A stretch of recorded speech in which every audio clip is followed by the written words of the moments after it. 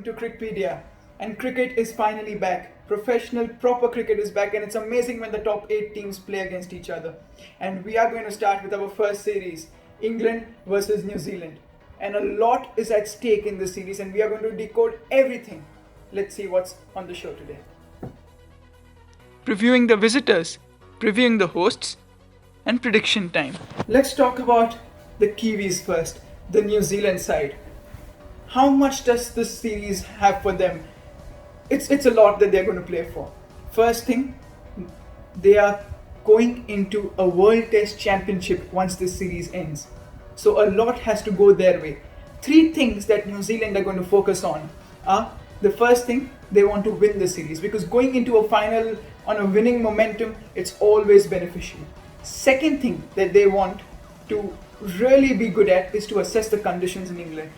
We adjust quickly, which is probably going to be very easy for them, because playing in New Zealand, playing in England, the conditions are pretty similar. So if they can adjust to the conditions pretty quickly and be absolutely ready before that World Test Championship final, they'll be perfect. What about the third thing that they're going to focus on? No injuries. They need to secure and protect their players before that World Test Championship final. All those players need to be absolute. The big names, especially their captain Kane Williamson, their fast bowling quartet, and a lot of their batsmen, they all need to be protected before that final. You don't want injuries going through that final. You don't want your main players to sit outside and just watch the final without helping at all. So those are going to be the first 3 things New Zealand are going to focus on. Now their squad.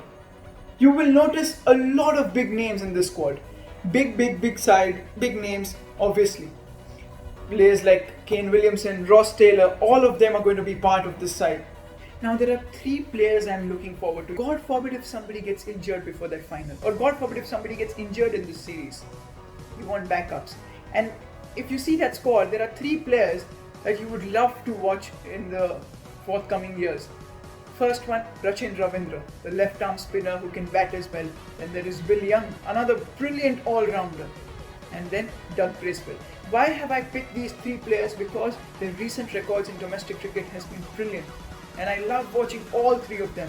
And there's a lot of variety. You have a good proper batsman batting all-rounder, then you have a bowling all-rounder, and then you have a very good fast bowler who can really take the speeds up. So if all 3 of them perform, you may see them knocking on that 11 in that World Test Championship final. And to see new talent is always something every cricket lover waits for. Now, let's decode what is going to be their first 11. It's pretty simple when it comes to New Zealand. Blundell and Latham are going to open. There's no doubt about that. Strong opening pair, performed well against India as well in their home series, and then against England, the same conditions, they should be doing well. Now, 3, 4 and 5, their middle order is probably New Zealand's strongest part in that entire batting lineup.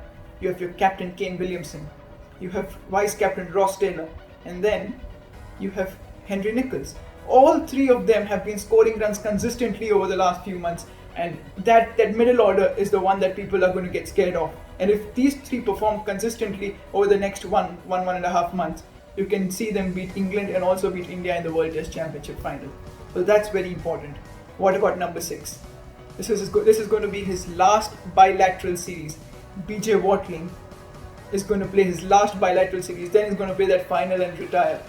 Saying bye to this game, he would want to really make a big mark. And that's why I'm saying BJ Watling at number 6 is perfect. After BJ Watling, 7 and 8, New Zealand have 2 wonderful all-rounders. Both can bat and bowl. You have Colin de Grandhomme on one side, who can bat right hand and can bowl a good medium pace that would be required. And you have Mitchell Santner on the other side, who can bat left hand and then bowl nice left-arm spin bowling. So you have perfectly sorted out your all-rounder positions at number 7 and 8. 9, 10, 11 is going to be crucial. Remember, Trent Boult is not going to play the first test match. He's coming back for the second test match at Edgbaston. So you would want to see Jamieson, Southee and Wagner, that 9, 10, 11 perform brilliantly, because that's going to be very important.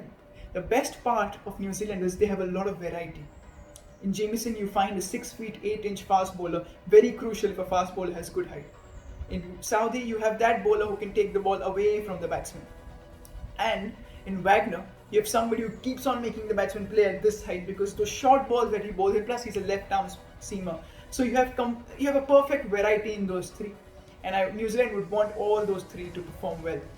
A lot on stake. If New Zealand play the series well, they'll go in confidence playing that World Test Championship final. Now let's look at the home side. They are not playing the World Test Championship final, but a lot is on stake for them as well. They are coming off a horrible season against India when they went that away season when they travelled to India. They lost 3-1. Apart from that first test, they were not at all competitive, and India were easily bossing around. So what about England? Now what do? They are missing out on big names. They're missing out on their first choice wicketkeeper, second choice wicketkeeper, and third choice wicketkeeper. They won't have Ben Foakes, Jos Buttler, and Johnny Bairstow. They are brilliant batsmen as well at the same time. So it's not only about them being wicketkeepers, they are brilliant batsmen at the same time. And all three of them are not playing. Ben Foakes, because of a freakish injury, he slipped on his own socks, and that's why he got injured. Bairstow and Buttler are being rested after an IPL season. What about the other three who are missing? You don't have Ben Stokes. You don't have Jofra Archer. You don't have Chris Woakes. Archer because of an elbow strain, but Woakes and Stokes are rested because of an IPL season again. So all these 6 players are not there. You have 6 first choice players in your 11. They are not playing. How do you form an 11 then? Many young names are going to be featuring in this 11, playing at home against a very confident New Zealand side who are going to play a final later this month. So you need to be full of confidence to beat this side. What's your 11? Let's start with the openers. Dom Sibley and Rory Burns. They haven't been performing consistently, but they are doing good enough to keep their spot. 3, 4 and 5 is where England will be exposed. You have Zach Crawley at number 3 for me. Then you have Joe Root, the only experienced person there at number 4. Your captain, who's been scoring runs for fun everywhere. Oh, perfect. What about number 5? Ollie Pope. Again, not that experienced. He's a wonderful talent. I've loved watching Ollie Pope, but he isn't that experienced. He isn't having great domestic seasons as well. So only Root is that main guy in that middle order at 3, 4 and 5, and you want a lot of runs from him. Hopefully he can produce them. What about number 6? There is somebody I'm really excited to watch. You don't have Ben Foakes, your prime wicketkeeper, who is hailed as one of the best wicketkeepers right now in the world. You don't have him. You don't have Buttler or Bairstow to replace him as well, because all 3 of them are rested, as I said. James Bracey. His domestic season has been brilliant. He's averaging about 47 in the 11 innings he's played. I feel James Bracey at number 6, brilliant talent. If you put him in the mix there, you would love to watch this player bloom and blossom, because I'm really proud of what James Bracey has done in the last few months, and I would want to see him in that first 11. Now what about number 7? With so many players, you don't even have Sam Curran in that side. Your prime number 7 all-rounder isn't there. So whom do you go with? Now from the squad that they have sent and showed us, they can go with Craig Overton. Tall, right-arm fast bowler, right-arm medium pace, can bat a lot. Very crucial player.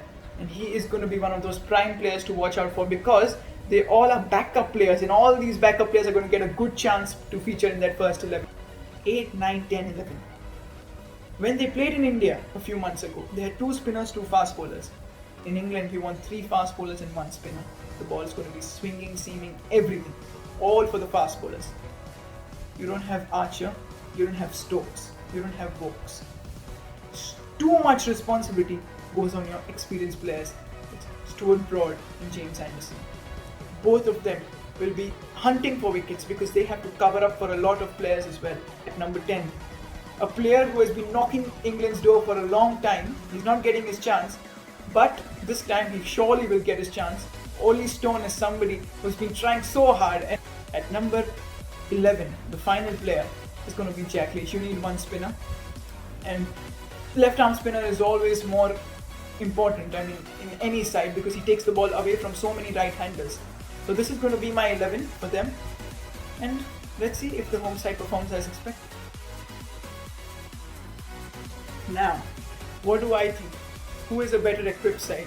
Let's do some predictions over here. Where is that first test? It's at the home of cricket at Lord's, and you want to be brilliant when you play at Lord's, because playing and scoring runs or taking wickets at Lord's, it has a different importance altogether. So if you play well at Lords, and it's almost, Lords is a stadium, it's almost like a cemented road. You can always trust the bounce. It comes nicely onto the bat. Yeah, of course it swings and seams because of those weather conditions that you have in England. The weather is dropping down. Summer has started to come, but still it's the gloom of winter is still there. Those rainy days are still there. Oh my God, the ball is going to swing, it's going to seam. I feel the team that bats better is going to win. Just for the reason that both sides are equipped with brilliant bowlers. You have Broad and Anderson on one side, so you have Saudi and Wagner on one side.